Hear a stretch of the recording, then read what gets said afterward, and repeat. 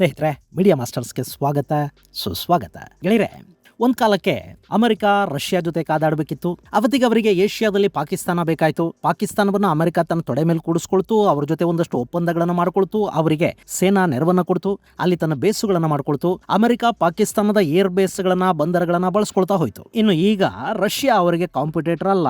ಶೀತಲ ಯುದ್ಧ ಈಗ ರಷ್ಯಾದ ಜೊತೆ ಇಲ್ಲ, ಆದರೆ ಅದು ಚೈನಾದ ಕಡೆಗೆ ಹೊರಳಿದೆ. ಅಮೆರಿಕ ಹಾಗೂ ಚೈನಾ ನಡುವೆ ಶೀತಲ ಯುದ್ಧ ಶುರುವಾಗಿದೆ. ಹೀಗಾಗಿ ಅಮೆರಿಕ ಈಗ ಎರಡನೇ ಸುತ್ತಿನ ಕಾದಾಟಕ್ಕೆ, ಸ್ಟ್ರಾಟಜಿಗಳಿಗೆ, ತಂತ್ರ ಕುತಂತ್ರಗಳಿಗೆ ರೆಡಿ ಆಗ್ತಾ ಇದೆ. ಅದಕ್ಕೆ ಪಾಕಿಸ್ತಾನ ಸಾಕಾಗೋದಿಲ್ಲ. ಇನ್ನು ಚೈನಾನ ಗಮನದಲ್ಲಿಟ್ಕೊಂಡು ಅವರಿಗೆ ನೆಲೆಗಳು ಬೇಕು. ಅದಕ್ಕಾಗಿ ಅವರು ಈಗ ಬಾಂಗ್ಲಾದೇಶವನ್ನ ಬಳಸ್ಕೊಳ್ಳೋದಕ್ಕೆ ಹೋಗ್ತಾ ಇದ್ದಾರೆ. ಬಾಂಗ್ಲಾದೇಶ ಮುಂದಿನ ದಿನಗಳಲ್ಲಿ ಭಾರತದ ಪೂರ್ವ ಭಾಗದಲ್ಲಿನ ಪಾಕಿಸ್ತಾನವಾಗಿ ಬದಲಾಗುವ ಸಾಧ್ಯತೆಗಳನ್ನ ತಳ್ಳಿ ಹಾಕೋದಿಕ್ಕೆ ಬರೋದಿಲ್ಲ. ಹಾಗಾದ್ರೆ ಬಾಂಗ್ಲಾ ಹಾಗೂ ಭಾರತದ ನಡುವಿನ ಬಂಗಾಳ ಕೊಲ್ಲಿಯಲ್ಲಿ ಅಮೆರಿಕ ಏನು ಮಾಡೋದಿಕ್ಕೆ ಹೋಗ್ತಾ ಇದೆ?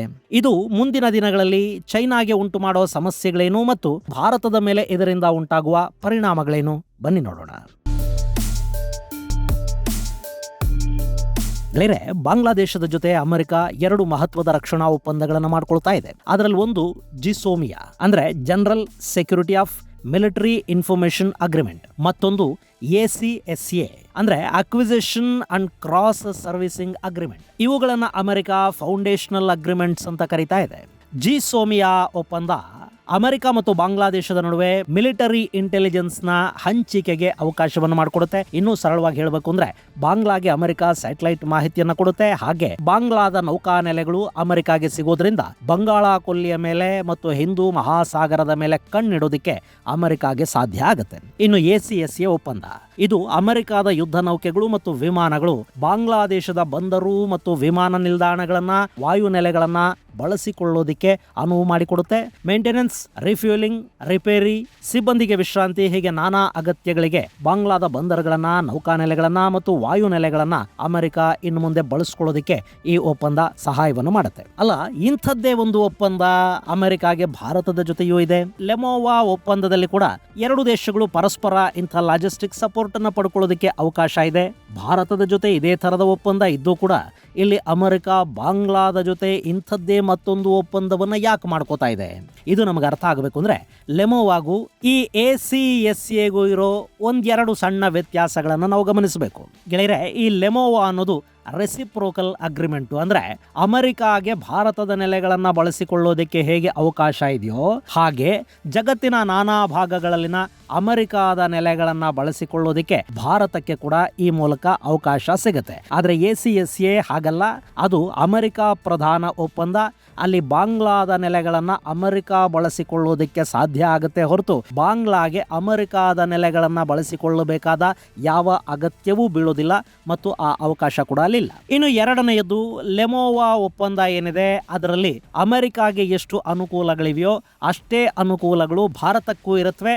ಈ ACSAಲಿ ಆ ಥರದ ಅವಕಾಶ ಇಲ್ಲ. ಅದು ಸಂಪೂರ್ಣವಾಗಿ ಅಮೆರಿಕ ಕೇಂದ್ರೀಕೃತ ಮತ್ತು ಅಮೆರಿಕಾದ ಸ್ವಾರ್ಥ ಮಾತ್ರ ಅಲ್ಲಿ ಕೆಲಸ ಮಾಡುತ್ತೆ. ಇಲ್ಲಿ ಬಾಂಗ್ಲಾ ಜೊತೆಗಿನ ಒಪ್ಪಂದ ಅಮೆರಿಕಾಗೆ ಸಾಕಷ್ಟು ಅನುಕೂಲಗಳನ್ನು ಮಾಡಿಕೊಡುತ್ತೆ. ಅದು ಬಾಂಗ್ಲಾದೇಶ ನೋಡಿ. ಹೀಗಾಗಿ ಅಲ್ಲಿ ನಿಧಾನವಾಗಿ ಅಮೆರಿಕ ತನ್ನ ನೆಲೆಗಳನ್ನ ಗಟ್ಟಿ ಮಾಡ್ಕೊಳ್ಳೋದಕ್ಕೆ, ನಾಳೆ ಅಮೆರಿಕದ CIA ಹಾಗೂ ಸೇನೆ ಕೂಡ ಅಲ್ಲಿ ಸ್ಥಾಪನೆಯಾಗೋದಕ್ಕೆ ಬಾಂಗ್ಲಾ ಅವಕಾಶವನ್ನ ಮಾಡಿಕೊಡ್ಬೇಕಾಗತ್ತೆ. ಈ ಭಾಗದ ಕಾರ್ಯಾಚರಣೆಗಳಿಗೆ ಕೂಡ ಅಮೆರಿಕ ಬಾಂಗ್ಲಾದ ನೆಲೆಗಳನ್ನು ಬಳಸ್ಕೊಳ್ಳೋ ಅವಕಾಶ ಇರುತ್ತೆ. ಇದ್ಯಾವುದೂ ಕೂಡ ಭಾರತದ ವಿಷಯದಲ್ಲಿ ಸಾಧ್ಯ ಆಗೋದಿಲ್ಲ. ಭಾರತ ಕಾರ್ಯಾಚರಣೆಗಳಿಗಾಗಿ ತನ್ನ ನೆಲವನ್ನ ಬಳಕೆ ಮಾಡ್ಕೊಳ್ಳೋದಕ್ಕೆ ಯಾರಿಗೂ ಅವಕಾಶವನ್ನು ಕೊಡೋದಿಲ್ಲ. ಹೀಗಾಗಿ ಭಾರತದ ಜೊತೆ ಒಪ್ಪಂದ ಇದ್ದು ಕೂಡ ಅಮೆರಿಕ ಇಲ್ಲಿ ಬಾಂಗ್ಲಾನ ಬಳಸಿಕೊಳ್ಳೋದಕ್ಕೆ ಹೋಗ್ತಾ ಇದೆ. ಇನ್ನು ಇದು ಇವತ್ತಲ್ಲ, ಸಾಕಷ್ಟು ವರ್ಷಗಳಿಂದ ಕೂಡ ಬಾಂಗ್ಲಾದಲ್ಲಿ ಪ್ರವೇಶವನ್ನ ಪಡ್ಕೊಳ್ಳೋದಕ್ಕೆ ಅಮೆರಿಕ ಪ್ರಯತ್ನಗಳನ್ನ ಮಾಡ್ತಾ ಇತ್ತು. ಅದಕ್ಕಾಗಿ ಅವರು ಸೇಂಟ್ ಮಾರ್ಟಿನ್ಸ್ ದ್ವೀಪ ಸಿಗುತ್ತಾ ಅಂತ ಪ್ರಯತ್ನ ಮಾಡಿದ್ರು. ಅದನ್ನ ಹಸೀನಾ ತೀವ್ರವಾಗಿ ವಿರೋಧಿಸಿದ್ರು. ಅದರ ಪರಿಣಾಮ ಬಾಂಗ್ಲಾದ ಮೇಲೆ ಅಮೆರಿಕ ನಿರ್ಬಂಧಗಳನ್ನು ವಿಧಿಸಿತು. ಬಾಂಗ್ಲಾದೇಶವನ್ನ ಡೆಮೊಕ್ರೆಟಿಕ್ ಸಮಿಟ್ ನಿಂದ ಹೊರಗಿಡೋ ಕೆಲಸವನ್ನ ಅಮೆರಿಕ ಮಾಡ್ತು. ಕಡೆಗೆ ಅಲ್ಲಿ ಚುನಾವಣೆಗಳಲ್ಲಿ ಕೂಡ ಹಸೀನಾ ಆರಿಸಿ ಬಾರದ ಹಾಗೆ ನೋಡ್ಕೊಳ್ಳೋ ಪ್ರಯತ್ನವನ್ನು ಅಮೆರಿಕ ಮಾಡ್ತು. ಅದು ಸಾಧ್ಯ ಆಗದೆ ಇದ್ದಾಗ ಹಸೀನಾ ಸರ್ಕಾರವನ್ನ ಪದಚ್ಯುತಗೊಳಿಸುವ ದೊಡ್ಡ ಹುನ್ನಾರ ನಡೀತು. ಅದರಲ್ಲಿ ಅಮೆರಿಕದ ಡೀಪ್ ಸ್ಟೇಟ್ ಯಶಸ್ಸನ್ನು ಕೂಡ ಪಡ್ಕೊಳ್ತು. ಗೆಳೆಯರೆ, ಇದನ್ನೇ ಈ ಹಿಂದೆ ಹಸೀನಾ ಒಮ್ಮೆ ಹೇಳಿದ್ರು. ಅಮೆರಿಕ ಬಾಂಗ್ಲಾದಲ್ಲಿ ನೆಲೆಯನ್ನ ಬಯಸ್ತಾ ಇದೆ. ಭಾರತ ಮತ್ತು ಬಾಂಗ್ಲಾದ ಒಂದಷ್ಟು ಭೂಭಾಗವನ್ನ ಬೇರ್ಪಡಿಸಿ ಅಲ್ಲೊಂದು ಕ್ರೈಸ್ತ ದೇಶವನ್ನ ರಚನೆ ಮಾಡೋದಕ್ಕೆ ಅಮೆರಿಕ ಮುಂದಾಗ್ತಾ ಇದೆ ಅಂತ ಹಸೀನಾ ಅವತ್ತು ಬಹಿರಂಗಪಡಿಸಿದ್ರು. ಅಲ್ಲಿ ಹಸೀನಾ ಸರ್ಕಾರ ಪದಚ್ಯುತಗೊಂಡ ನಂತರ ಯೂನಸ್ ನನ್ನ ಆಡಳಿತಾಧಿಕಾರಿಯನ್ನಾಗಿ ಅಲ್ಲಿಗೆ ಅಮೆರಿಕ ಕಳುಹಿಸಿಕೊಡ್ತು. ಅಷ್ಟರಲ್ಲಿ ಅಮೆರಿಕಾದಲ್ಲಿ ಕೂಡ ಸರ್ಕಾರ ಬದಲಾಗಿ ಬಿಡನ್ ಜಾಗಕ್ಕೆ ಟ್ರಂಪ್ ಬಂದ್ರು. ಟ್ರಂಪ್ ಬಾಂಗ್ಲಾದ ಮೇಲೆ ಟ್ಯಾರಿಫ್ ಅನ್ನು ಹೇರಿದ್ರು. ಅದನ್ನ ಕಡಿಮೆ ಮಾಡಿ ಅಂತ ಬಾಂಗ್ಲಾ ಅಮೆರಿಕಾಗೆ ದುಂಬಾಲು ಬಿತ್ತು. ಆ ಸಂದರ್ಭದಲ್ಲಿ ಬಾಂಗ್ಲಾದ ಮೇಲೆ 19% ಟ್ಯಾರಿಫ್ ವಿಧಿಸೋದಕ್ಕೆ ಒಪ್ಪಿದ ಅಮೆರಿಕ ಅದಕ್ಕೆ ಪ್ರತಿಯಾಗಿ ಈ ಒಪ್ಪಂದಕ್ಕೆ ಸಹಿ ಹಾಕಬೇಕು ಅನ್ನೋ ಒತ್ತಡವನ್ನ ಬಾಂಗ್ಲಾದ ಮೇಲೆ ನಿರ್ಮಾಣ ಮಾಡ್ತು. ಅವತ್ತಿಗೆ ಯೂನಸ್ ನನ್ನ ಅಲ್ಲಿಗೆ ಕರ್ಕೊಂಡು ಹೋಗಿ ಕೂಡಿಸಿದ್ದೇ ಅಮೆರಿಕಾದ ಡೀಪ್ ಸ್ಟೇಟ್. ಹೀಗಾಗಿ ಯೂನಸ್ ಸರ್ಕಾರ ಈ ಎರಡೂ ಒಪ್ಪಂದಗಳಿಗೆ ಸಹಿ ಹಾಕೋದಿಕ್ಕೆ ಒಪ್ತು. ಅದಾದ ನಂತರ ಅಲ್ಲಿ ಚುನಾವಣೆಗಳಾದವು. BNP ಈಗಲ್ಲಿ ಆರಿಸಿ ಬಂದಿದೆ. BNP ಮೊದಲಿಂದಲೂ ಕೂಡ ಅಮೆರಿಕ ಜೊತೆ ಉತ್ತಮ ಸಂಬಂಧಗಳನ್ನು ಹೊಂದಿರುವ ಡೀಪ್ ಸ್ಟೇಟ್ ನ ಆದೇಶಗಳಂತೆ ನಡೆಯುವ ಪಕ್ಷ. ಹೀಗಾಗಿ ಅಲ್ಲಿ ಯಾವ ಸಮಸ್ಯೆಗಳು ಇಲ್ಲದೆ ಅಮೆರಿಕಾಗೆ ಏನು ಬೇಕೋ ಅದು ಬಾಂಗ್ಲಾದಲ್ಲಿ ಸಿಗ್ತಾ ಹೋಗ್ತಾ ಇದೆ. ಇನ್ನು ಈ ಒಪ್ಪಂದಗಳು ಅಮೆರಿಕಾಗೆ ಹಾಕಬೇಕು. ಗೆಳೆಯರೆ, ಅಮೆರಿಕ ಈಗ ಚೈನಾ ಜೊತೆ ಶೀತಲ ಯುದ್ಧದಲ್ಲಿದೆ. ಅವರಿಗೆ ಚೈನಾದ ಸುತ್ತ ಮತ್ತು ಚೈನಾನ್ ಕಟ್ ಹಾಕೋದಿಕ್ಕೆ ಸಹಾಯ ಮಾಡಬಲ್ಲ ವ್ಯವಸ್ಥೆಗಳು ಬೇಕು. ಭಾರತದ ಜೊತೆ ಚೈನಾಗೆ ಗಡಿ ವಿವಾದಗಳಿವೆ. ಹೀಗಾಗಿ ಭಾರತವನ್ನ ಚೈನಾ ವಿರುದ್ಧ ಬಳಸಿಕೊಳ್ಳಬಹುದಾ ಅಂತ ಅಮೆರಿಕ ಪ್ರಯತ್ನ ಪಡ್ತು. ಆದ್ರೆ ಭಾರತ ತನ್ನ ಯುದ್ಧವನ್ನ ತಾನು ಮಾಡುತ್ತೆ ಹೊರತು ಬೇರೆಯವರ ಬಂದೂಕಿಗೆ ತನ್ನ ಹೆಗಲ ಮೇಲೆ ಜಾಗ ಕೊಡೋದಿಲ್ಲ. ಸೊ ಅಲ್ಲಿ ಭಾರತದ ಬಂದರುಗಳು ಅಮೆರಿಕದ ನೌಕಾನೆಲೆಗಳಿಗೆ ಆಶ್ರಯವನ್ನು ಕೊಟ್ಟರೂ ಕೂಡ ಯುದ್ಧಗಳಿಗೆ, ಕಾರ್ಯಾಚರಣೆಗಳಿಗೆ ಭಾರತದ ನೆಲೆ ಮತ್ತು ನೆಲ ಸಿಗೋದಿಲ್ಲ. ಇನ್ನು ಅಮೆರಿಕ ಮ್ಯಾನ್ಮಾರ್ನಲ್ಲಿ ರಷ್ಯಾ ಹಾಗೂ ಚೈನಾಗಳ ಹಿಡಿತವನ್ನು ತಪ್ಪಿಸುವ ಪ್ರಯತ್ನ ಮಾಡ್ತಾ ಇದೆ. ಅಲ್ಲಿ ಮಿಲಿಟರಿ ಜೂಂಟಾ ವಿರುದ್ಧ ಅರಾಕನ್ ಆರ್ಮಿಯನ್ನು ಅಮೆರಿಕ ಎತ್ತಿಕಟ್ಟಿದೆ. ಅವರಿಗೆ ಕೂಡ ಅಮೆರಿಕ ನೆರವನ್ನು ಕೊಡಬೇಕು, ಆಯುಧಗಳನ್ನು ಪೂರೈಸಬೇಕು, ಅಗತ್ಯ ಹಣಕಾಸಿನ ವ್ಯವಸ್ಥೆಯನ್ನ ಮಾಡಬೇಕು. ಅದೆಲ್ಲವನ್ನ ಅಮೆರಿಕ ತಾನೇ ನೇರವಾಗಿ ಮಾಡೋದಕ್ಕೆ ಹೋಗೋದಿಲ್ಲ. ಅದಕ್ಕೊಂದು ಮೀಡಿಯೇಟರಿ ವ್ಯವಸ್ಥೆ ಬೇಕು. ಆ ವ್ಯವಸ್ಥೆಗಾಗಿ ಅಮೆರಿಕ ಇಲ್ಲಿ ಬಾಂಗ್ಲಾದೇಶವನ್ನು ಬಳಸ್ಕೊಳ್ತಾ ಇದೆ. ಮ್ಯಾನ್ಮಾರ್ನ ಅರಾಕನ್ ಆರ್ಮಿಗೆ ಬೇಕಾದ ಆಯುಧಗಳು ಹಾಗೂ ಇನ್ನಿತರ ಲಾಜಿಸ್ಟಿಕ್ ನೆರವನ್ನು ಕೊಡೋದಿಕ್ಕೆ ಬಾಂಗ್ಲಾದ ಮೂಲಕ ಅಮೆರಿಕ ಪ್ರಯತ್ನವನ್ನು ಮಾಡುತ್ತೆ. ಅದಕ್ಕೆ ಕೂಡ ಅವರಿಗೆ ಬಾಂಗ್ಲಾದಲ್ಲಿ ಪ್ರೆಸೆನ್ಸ್ ಬೇಕಾಗುತ್ತೆ. ಇನ್ನು ಮ್ಯಾನ್ಮಾರ್ ಅಮೆರಿಕಾಗೆ ಯಾಕೆ ಬೇಕು ಅಂದರೆ, ಗೆಳೆಯರೆ, ಈ ಮ್ಯಾನ್ಮಾರ್ ಚೀನಾ ಜೊತೆ ಗಡಿಯನ್ನು ಹಂಚಿಕೊಳ್ಳುತ್ತೆ. ಹಾಗೆ ಮ್ಯಾನ್ಮಾರಲ್ಲಿ ದೊಡ್ಡ ಪ್ರಮಾಣದಲ್ಲಿ ರೇರ್ ಅರ್ತ್ ಮಿನರಲ್ಸ್ ಇವೆ. ಇವತ್ತು ಚೈನಾ ಜಾಗತಿಕವಾಗಿ ರೇರ್ ಅರ್ತ್ ಮಿನರಲ್ಸ್ನ ಸಾಮ್ರಾಜ್ಯವನ್ನೇನು ಕಟ್ಟಿದೆ ಅದರ ಮೂಲ ಇರುವುದು ಮ್ಯಾನ್ಮಾರಲ್ಲಿ. ಮ್ಯಾನ್ಮಾರ್ ಮೂಲಕವೇ ಬಹುತೇಕ ವಿರಳ ಖನಿಜಗಳನ್ನ ಚೈನಾ ಪಡ್ಕೊಳ್ತಾ ಇದೆ. ಈಗ ಅಮೆರಿಕಾಗೆ ಕೂಡ ಆ ವಿರಳ ಖನಿಜಗಳು ಬೇಕು. ಅದರ ಮೇಲಿನ ಚೈನಾದ ಆಧಿಪತ್ಯವನ್ನು ತಪ್ಪಿಸಬೇಕು. ಅದು ಸಾಧ್ಯ ಆಗಬೇಕು ಅಂದ್ರೆ ಮ್ಯಾನ್ಮಾರ್ ಅಮೆರಿಕಾದ ಕೈಗೆ ಬರಬೇಕು. ಗೆಳೆಯರೆ, ಈ ಹಿಂದೆ ಆಂಗ್ ಸಾಂಗ್ ಸೂಕಿ ಇದ್ರಲ್ಲ, ಆಕೆ ಅಮೆರಿಕಾದ ಕೈಗೊಂಬೆ ಆಗಿದ್ರು. ಮ್ಯಾನ್ಮಾರಲ್ಲಿ ಪ್ರಜಾಪ್ರಭುತ್ವ ಇತ್ತು. ಆ ದಿನಗಳಲ್ಲಿ ಮ್ಯಾನ್ಮಾರ್ನ ಸೂಕಿ ಸರ್ಕಾರ ಅಮೆರಿಕ ಹೇಳಿದ್ದನ್ನ ಕೇಳ್ತಾ ಅಮೆರಿಕಾಗೆ ಏನು ಬೇಕೋ ಅದನ್ನು ಒದಗಿಸಿ ಕೊಡ್ತಾ ಇತ್ತು. ಆದರೆ ಅಲ್ಲಿ ಸೇನಾ ಕ್ರಾಂತಿ ನಡೆದು ಸೇನಾ ಆಡಳಿತ ಜಾರಿಯಾದ ನಂತರ ಮ್ಯಾನ್ಮಾರ್ ಅಮೆರಿಕಾದ ಕೈ ತಪ್ಪಿತು. ಅವರೀಗ ರಷ್ಯಾದ ಮಾತು ಕೇಳ್ತಾರೆ.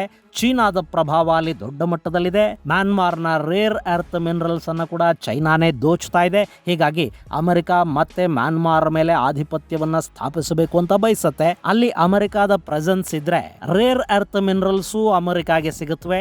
ಜೊತೆಗೆ ಪಕ್ಕದಲ್ಲೇ ಇರೋ ಚೈನಾದ ಮೇಲೆ ಕಣ್ಣಿಡೋದಕ್ಕೆ ಕೂಡ ಅಮೆರಿಕಾಗೆ ಸಾಧ್ಯ ಆಗುತ್ತೆ. ಹೀಗಾಗಿ ಅಮೆರಿಕ ಮ್ಯಾನ್ಮಾರಲ್ಲಿ ಈಗಾಗಲೇ ಕೆಲಸ ಆರಂಭ ಮಾಡಿದೆ. ಅದನ್ನು ಮುಂದುವರಿಸೋದಕ್ಕೆ ಅವರಿಗಿಲ್ಲಿ ಬಾಂಗ್ಲಾ ಬೇಕಾಗುತ್ತೆ. ಹಾಗೆ ಹಿಂದೂ ಮಹಾಸಾಗರ ಚೈನಾದ ಅತಿ ದೊಡ್ಡ ವ್ಯಾಪಾರಿ ಮಾರ್ಗ. ಮಲಕ್ಕಾ ಜಲಸಂಧಿಯ ಮೂಲಕ ಚೈನಾದ ಬಹುತೇಕ ವ್ಯಾಪಾರ ನಡೆಯುತ್ತೆ. ಈ ಮಲಕ್ಕಾ ಜಲಸಂಧಿಯ ಮೇಲೆ ಕಣ್ಣಿಡೋದಕ್ಕೆ ಮತ್ತು ಅದನ್ನು ಕಂಟ್ರೋಲ್ ಮಾಡೋದಕ್ಕೆ ಭಾರತಕ್ಕೆ ಅಂಡಮಾನ್ ನಿಕೋಬಾರ್ ದ್ವೀಪಗಳು ಸಹಾಯ ಮಾಡುತ್ತವೆ. ಇದು ಗೊತ್ತಿರೋದ್ರಿಂದಲೇ ಚೈನಾ ಮುಂದಿನ ದಿನಗಳನ್ನು ಗಮನದಲ್ಲಿಟ್ಟುಕೊಂಡು ಮಲಕ್ಕಾ ಜಲಸಂಧಿಯನ್ನು ಬೈಪಾಸ್ ಮಾಡೋದಕ್ಕೆ ಒಂದು ವ್ಯವಸ್ಥೆಯನ್ನ ಮಾಡ್ಕೋಬೇಕು ಅಂತ ಬಯಸ್ತು. ಅದಕ್ಕಾಗಿ ಅವರು ಮ್ಯಾನ್ಮಾರ್ನಲ್ಲಿನ ಕ್ಯಾಕ್ಪ್ಯೂ ಬಂದರಿನ ಮೂಲಕ ತೈಲ ಸರಬರಾಜಿಗೊಂದು ವ್ಯವಸ್ಥೆಯನ್ನ ಮಾಡಿಕೊಂಡ್ರು. ಅಲ್ಲಿಂದ ಒಂದು ಪೈಪ್ಲೈನ್ ಅನ್ನು ಕೂಡ ಚೈನಾ ನಿರ್ಮಾಣ ಮಾಡಿಕೊಂಡಿದೆ. ಈಗ ಆ ಕ್ಯಾಕ್ಪ್ಯೂ ಜೊತೆಗಿನ ಚೈನಾದ ಸಂಪರ್ಕದ ಮೇಲೆ ಕಣ್ಣಿಡಬೇಕು ಅಂದ್ರೂ ಕೂಡ ಅಮೆರಿಕ ಬಂಗಾಳ ಕೊಲ್ಲಿಯ ಮೇಲೆ ಕಣ್ಣಿಟ್ಕೋಬೇಕಾಗತ್ತೆ ಮತ್ತು ಬಂಗಾಳ ಕೊಲ್ಲಿಯಲ್ಲಿ ತನ್ನ ಅಸ್ತಿತ್ವವನ್ನ ಸ್ಥಾಪಿಸಬೇಕಾಗುತ್ತೆ. ಹೀಗಾಗಿ ಅಮೆರಿಕ ಇಲ್ಲಿ ಚಿತ್ತಗ್ರಾಮ ಮತ್ತು ಮತಾರ್ಬರಿಗಳ ಮೇಲೆ ಕಣ್ಣಿಟ್ಕೊಂಡು ಕೂತಿದೆ. ಈ ಎರಡೂ ಡೀಪ್ ಸಿ ಬಂದರುಗಳು ಇನ್ನು ಮುಂದೆ ಅಮೆರಿಕಾದ ಬಳಕೆಗೆ ಸಿಗುತ್ತವೆ.